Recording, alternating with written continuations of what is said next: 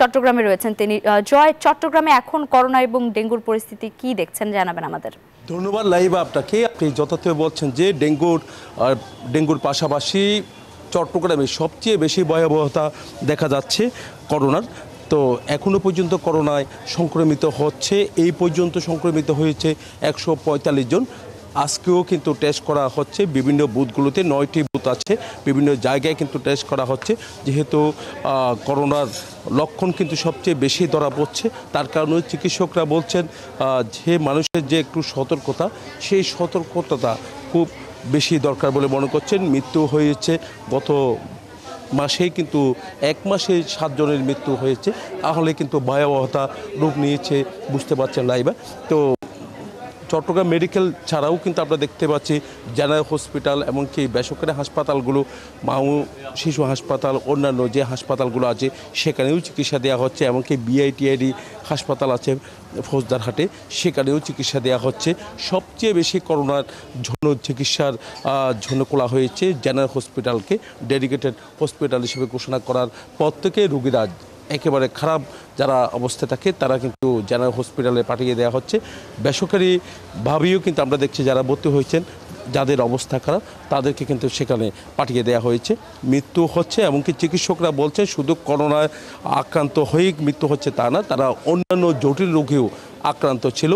তো সেই কারণে তাদের মৃত্যুটা দ্রুত হচ্ছে বলে তারা মনে করছে। মানুষের একটু সচেতনতা বাড়াতে পারলে, এমনকি যে ভ্যাকসিন যদি সবাই নিতে পারলে কিন্তু আসলে এই রোগ থেকে রেহাই পাওয়া সম্ভব বলে তারা মনে করছেন। এই ছিল আমার এখানকার সর্বশেষ। ফিরে যাচ্ছে আমার সহকর্মী, অপেক্ষা করছে বরগুনা সুমনের কাছে।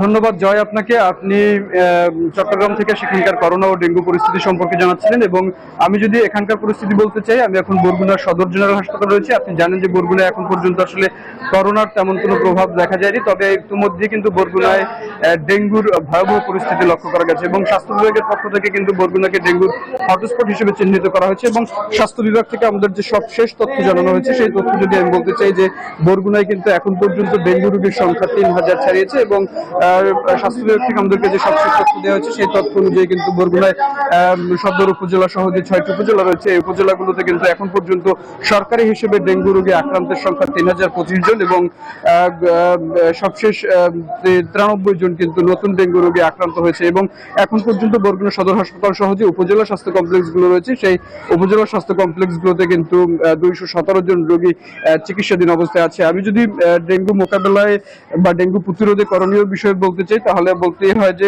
আমরা দেখেছি ঈদ পরবর্তী সময় থেকে কিন্তু স্থানীয় যে প্রশাসন রয়েছে, পৌর কর্তৃপক্ষ রয়েছে এবং উন্নয়ন সংগঠনগুলো রয়েছে, তারা কিন্তু ব্যক্তি এবং পারিবারিক পর্যায়ে সচেতনতা বৃদ্ধি করার লক্ষ্যে কাজ করে যাচ্ছে, এবং বাড়ি বাড়ি গিয়ে তাদের পরিষ্কার পরিচ্ছন্নতা অভিযান এবং এডিস মশা রোধে করণীয় সম্পর্কে স্থানীয় বাসিন্দাদের সচেতন করছে। এবং আরেকটি বিষয় বলতেই হয় যে আপনি জানেন যে ডেঙ্গু পরিস্থিতি ভয়াবহ রূপ ধারণ করার পর থেকে কিন্তু সরকার যে রোগ তত্ত্ব রোগ গবেষণা ইনস্টিটিউট রয়েছে IEDCR, তারা বরগুনা এসেছিল, এবং বরগুনায় এসে গবেষণা করে তারা যে বিষয়টি পেয়েছে সেটি হচ্ছে যে মাটির পাত্রে কিংবা যে পাত্র রয়েছে পানি জমিয়ে রাখে, বৃষ্টির পানি, বিশেষ করে সেই বৃষ্টির পানি থেকে কিন্তু যে এডিস মশার লার্ভা, সেই লার্ভা সৃষ্টি হয়। এবং এটির যে পরিসংখ্যান দেখা গেছে IEDCR এর গবেষণায়, সেটি হচ্ছে যে শহরের থেকে গ্রাম অঞ্চলে কিন্তু এই মাত্রাটি বেশি, এবং শহরের থেকে এই ডেঙ্গু রোগে আক্রান্তের সংখ্যা কিন্তু গ্রাম অঞ্চলে বেশি। এবং এর কারণ হিসেবে তারা যে স্থানীয় বাসিন্দা রয়েছে তাদেরকে অসচেতনতাকে দায়ী করছেন। এবং আমি যদি বলতে চাই যে আমরা ডেঙ্গুর এই শুরুর পরিস্থিতি থেকে কিন্তু জানিয়ে এসেছিলাম যে বরগুনা যে সদর জেনারেল হাসপাতাল রয়েছে, সেই হাসপাতালে কিন্তু চিকিৎসক সংকট ছিল, স্যালাইন সংকট ছিল, এবং সেই জায়গাটি কিন্তু স্বাস্থ্য বিভাগ ইতিমধ্যেই কাটিয়ে উঠতে সক্ষম হয়েছে। তবে এখন পর্যন্ত আমরা স্থানীয় যে রোগী রয়েছে তাদের সাথে কথা বলেছি, তারা আমাদেরকে যে বিষয়টি জানিয়েছে যে এইখানে কোনো ICU না থাকার কারণে তাদেরকে কিন্তু আসলে যারা গুরুতর রোগী তাদেরকে ঢাকা এবং বরিশাল যেতে হয়, এবং এই যে পথের ভোগান্তি, এর ফলে কিন্তু আরো বেশি অসুস্থ হয়ে পড়ছেন বলে তারা আমাদেরকে জানিয়েছে। এই ছিল আমার কাছে এখান থেকে সবশেষ পরিস্থিতি। ফিরে যাচ্ছি স্টুডিওতে লাবিবার কাছে। লাবিবা, বান্ডেল থাকলে প্রতি সেনমানিতে টাকা বাঁচবে। বিকাশ সেনমানি বান্ডেল কিনে জিতুন প্রতি লেনদেনে।